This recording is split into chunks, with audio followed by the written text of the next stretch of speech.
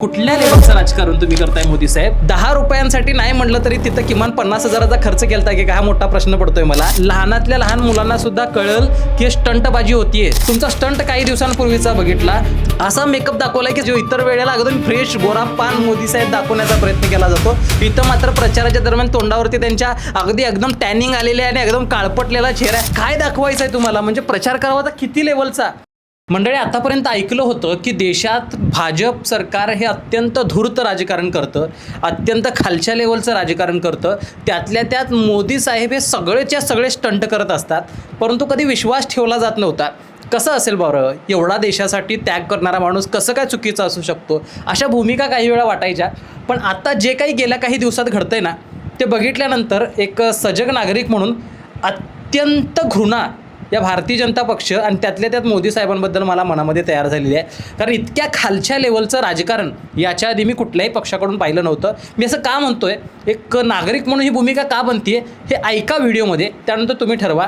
सगळ्यात पहिलं आणि महत्त्वाचं उदाहरण म्हणजे मंडळी, तुम्ही जर बघितलं असेल तर काही दिवसांपूर्वी मोदी साहेब त्या चिरमुऱ्याच्या एका गाड्यावरती गेले होते, स्टॉलवरती गेले होते आणि तिथं जाऊन ते तिथली भेळ वगैरे घेत होते. हे सगळं निवडणूक प्रचाराच्या काळामध्ये अगदी त्यांच्या स्वतःच्या पेजवरून व्हायरल करण्यात आलं की कशा पद्धतीने त्यांनी 10 रुपयाची नोट काढून दिली, कशा पद्धतीने ते मुरमुरे घेतले. खरं तर त्यांनी एकही त्याचा घास खाल्ला नाही, हा भाग वेगळा. त्याचा तुम्हाला फोटोही दिसणार नाहीत. जर करायचं असतं तर मार्केटिंग त्याचंही केलं असतं त्यांनी, पण त्यांनी खाल्लं नाही म्हणून करता आलं नाही.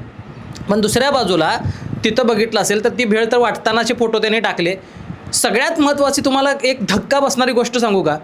10 रुपयांसाठी नाही म्हटलं तरी तिथं किमान 50,000चा खर्च केलता की हा मोठा प्रश्न पडतोय मला. कारण तुम्ही हा फोटो दाखवतोय बघा, या फोटोमध्ये तो स्टॉल बघा, त्या स्टॉलमध्ये तुम्हाला वाटतंय का हा जुना स्टॉल असेल?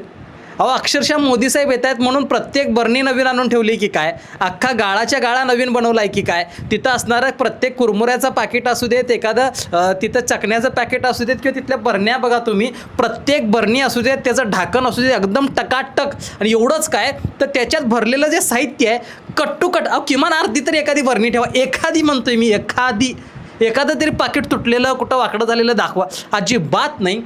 म्हणजे काय म्हणावं, हे कुठल्या लेवलचं राजकारण तुम्ही करताय मोदी साहेब की हे लहानातल्या लहान मुलांना सुद्धा कळल की स्टंटबाजी होतीये? याच्या पुढं जाऊन तुम्हाला मी हाईट सांगतो. आता ह्या 5 राज्यांचे इलेक्शन चालू आहेत, तिथं जरा त्यांनी जास्त लक्ष केंद्रित केलं आहे. एका तर मी प्रचार सभेतला व्हिडिओ बघितला मोदी साहेबांचा. मेकअप त्यांचा बघा, मी तुम्हाला फोटो दाखवतो. असा मेकअप दाखवला आहे की साऊथमधलं राज्य आहे, त्यामुळं तिथं जास्त डार्क लोक थोडी असतात, त्यामुळे त्यांचा सगळा चेहरा जो इतर वेळेला एकदम फ्रेश गोरा पान मोदी साहेब दाखवण्याचा प्रयत्न केला जातो. इथं मात्र प्रचाराच्या दरम्यान तोंडावरती त्यांच्या अगदी एकदम टॅनिंग आलेले आणि एकदम काळपटलेला चेहरा आहे. अशा पद्धतीचा मेकअप जे की तुम्ही प्रत्येक सभेला गेल्यानंतर व्हॅनिटी मॅनमध्ये जाताय आणि तयार होऊन परत त्या सभेच्या ठिकाणी जाताय, हे सगळ्या जगालाच माहीत झालं आहे. मग अशा वेळेला तुमचा मेकअप अशा पद्धतीने करून तुम्ही स्टेजवर जाताय, काय दाखवायचं आहे तुम्हाला? म्हणजे प्रचार करावा तर किती लेवलचा?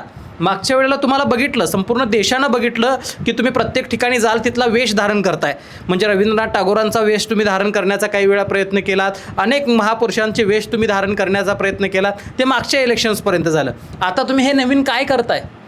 आता त्याच्याही पुढे जाऊन सांगतो, तुमचा स्टंट काही दिवसांपूर्वीचा बघितला. तुम्ही आसाममधल्या त्या चहाच्या मळ्यांमध्ये गेलात, तिथल्या सगळ्या महिलांना एकसारख्या तुम्ही साड्या, तिथला युनिफॉर्म वगैरे त्यांना दिलात. त्या महिला चहाच्या मळ्यामध्ये काम करतात असं दाखवलं आणि तुम्ही त्यांच्याशी जाऊन संवाद साधताय. अशा पद्धतीचे तुम्ही फोटो काढले, त्याच्या खाली फार सुंदर कॅप्शन लिहिलं आणि त्यांच्या प्रश्न समजून घेण्याचा प्रयत्न केलात वगैरे वगैरे. अशा भूमिकेत तुम्ही ते दाखवण्याचा प्रयत्न केलात. पण वास्तविकता काय आहे? दुसऱ्या दिवशी ज्यावेळेला मीडिया तिथं जातीये, त्या महिलांशी संवाद साधते, काय लक्षात येतं हो?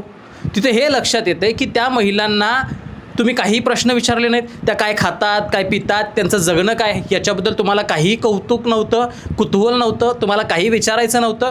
तुम्ही जाऊन तिथं फक्त फोटो सेशन्स केलं, हे त्या महिला त्यांच्या तोंडानं सांगतायत. म्हणजे काय करताय तुम्ही? फक्त फोटो सेशनसाठी, देशाला जगाला दाखवण्यासाठी तुम्ही स्टंटबाजी करताय. म्हणजे आजपर्यंत अनेक जण म्हणत होते की फक्त भाजप सरकार, मोदी सरकार हे स्टंटबाजी करून, जाहिरात करूनच निवडून आले. हे खरंच खरं आहे का? हे तुम्ही आज करताय, हे आज आम्हाला दिसतंय, पण हे याच्या आधी बघितलं नाही म्हणजे आम्ही येडे होतो का? प्रश्न पडायला लागतोय. अहो, ही तर हाईट, याच्या पुढं जाऊन म्हणजे ज्या डिलिमिटेशनबद्दल आता मी बोललं पाहिजे की नाही, हा मोठा प्रश्न मला पडला आहे. कारण त्यामुळं मला अक्षरशः तुमचा राग आला. अहो, मी साहेब एक व्हिडिओ तुमचा बघितला, म्हणजे 22 सप्टेंबर 2023ला तुमचा एक व्हिडिओ आहे, स्वतःचं भाषण आहे तुमचं. त्या भाषणात तुम्ही असं म्हणताय की आम्ही महिला विधेयक मोठ्या ताकदीनं राज्यसभेवरती पास केलं, लोकसभेवरती पास केलं आणि महिलांना ताकद दिली वगैरे वगैरे, सगळं तुमचं भाषण आहे हो.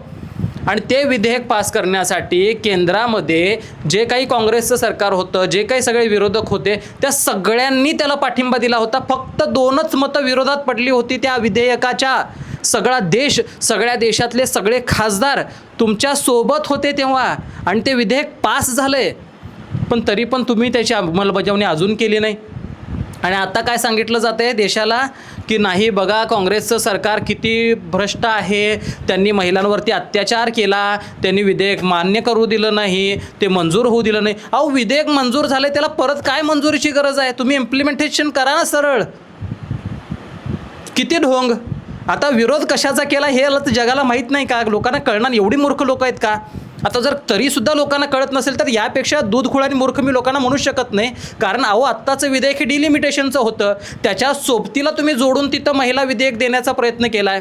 डिलिमिटेशन म्हणजे काय, याच्यावरती स्पेशल व्हिडिओ बनवला आहे मी, चॅनलवर जाऊन बघा की कशा पद्धतीचं डिलिमिटेशन आहे. तुम्ही कशा पद्धतीनं 543 मतदारसंघ देशात आहेत ते वाढवून 800च्या वर नेण्याचा प्रयत्न करताय, आणि त्या वाढलेल्या मतदारसंघामध्ये महिलांना आरक्षण देऊ पाहताय. याच्यावरती सेपरेट व्हिडिओ आपण बनवलेला आहे. आणि त्याच्याही पुढं जाऊन बघितलं तर तुम्हाला आत्ता आहेत त्या 543 जागांवरती तिथं तुम्ही 30% महिलांना आरक्षण द्या म्हटल्यानंतर तुमची का बरं फाटतीये? का तुम्हाला भीती वाटतीये? का तुमच्या खासदारांच्या खुर्च्या जातील आणि तिथं महिला बसतील म्हणून तुम्हाला भीती वाटतेय का? येऊ देत ना, महिला यायच्या आहेत तर आहेत याच सिच्युएशनमध्ये. काय एखाद्या राज्यावरती अन्याय करून मग तुम्हाला तिथं मतदारसंघ वाढवून तुमची मोनोपॉली तयार करायची आहे? आणि सगळं कशासाठी करता हे कळत नसेल का? अहो, देश आता जागा व्हायला लागला आहे साहेब. ह्या तुमच्या गोष्टी ना फार काळ टिकणार नाही आहेत. कदाचित या येणाऱ्या विधानसभा लोकसभेमध्ये याचं परिवर्तन तुम्हाला मोठ्या प्रमाणात दिसेल. आणि जर नाही दिसलं तरी तुम्ही ज्या पद्धतीचं राजकारण करताय, म्हणजे जर कोणी बोललं तर त्याच्यावरती नोटिसा पाठवणं, कायदेशीर कारवाई करणं, चॅनल्स बंद करणं, त्यांच्यावरती टीका करणं, किंवा मग अशा पद्धतीचा मध्यंतरी त्या क्रिएटर्सच्या संदर्भातला तुम्ही कायदा आणू पाहताय. म्हणजे आम्ही आता बोलायचं पण नाही. म्हणजे मीडिया म्हणून, पत्रकार म्हणून एखादी भूमिका जर तुमचं गोदी मीडिया मांडत नसेल तर त्यावेळेला आम्हीसुद्धा मांडायचं नाही. आणि जर मांडणार आणि ते मांडल्यानंतर जर कारवाई होणार असेल तर आता काय कारवाई करताय तुम्हीच बघा. आता आणखीन काय चॅनल बंद कराल, त्याच्या पुढं जाऊन तुम्ही अटकेच्या कारवाई कराल, नुकसान भरपाईच्या नोटिसा पाठवाल, मानहानीचे गुन्हे दाखल कराल, सरळ सरळ फासावरती लटकवून द्या. याच्यापेक्षा दुसरं काय करू नका. म्हणजे हे सगळं बघण्यापेक्षा ते बरं. खरंच वाटतंय सध्या जे चाललंय देशामध्ये, आम्ही लोकशाहीत राहतोय की हे भ्रष्ट राजकारण्यांना सगळ्या बघता हुकुमशाहीत राहतोय हा कळना झाले. आता त्यातल्या त्यात आमचे फडणवीस साहेबांचा सुद्धा आम्हाला गौरव वाटायचा की सुशिक्षित, चांगला, हुशार नेता म्हणून आम्ही त्यांच्याकडे बघायचो. त्यांनी काय सांगितलं तर काँग्रेसनं ह्या सगळ्या विधेयकाचा ज्या पद्धतीनं विरोध केलेला आहे त्या महिलाच देशातल्या दाखवून देतील, राज्यातल्या दाखवून देतील, त्यांना त्यांची जागा, आणि सगळे विरोधक नष्ट होतील, किंवा आता सध्या फक्त आणि फक्त यांचं सरकार कसं येईल, हे महिला कसं निवडून देतील हे दाखवायचा तुम्ही प्रयत्न करताय. 1 कोटी महिलांच्या आम्ही स्वाक्षऱ्या घेऊन ते सगळं हे करणार आहे, ते करणार आहे. काय फडणवीस साहेब, काय चाललं आहे? खरंच हास्यास्पद आहे. मंडळी, तुम्हाला याच्याबद्दल काय वाटतंय? तुम्ही भलेही समर्थक असाल, विरोधक असाल, काही असाल, मला काही लेणं देणं नाही. पण हे चाललंय ते फार चुकीचं चाललंय. तुम्हालाही चुकीचं वाटतंय का बरोबर वाटतंय? कमेंटमध्ये कळवा. पाहत राहा शब्दवेडे. धन्यवाद.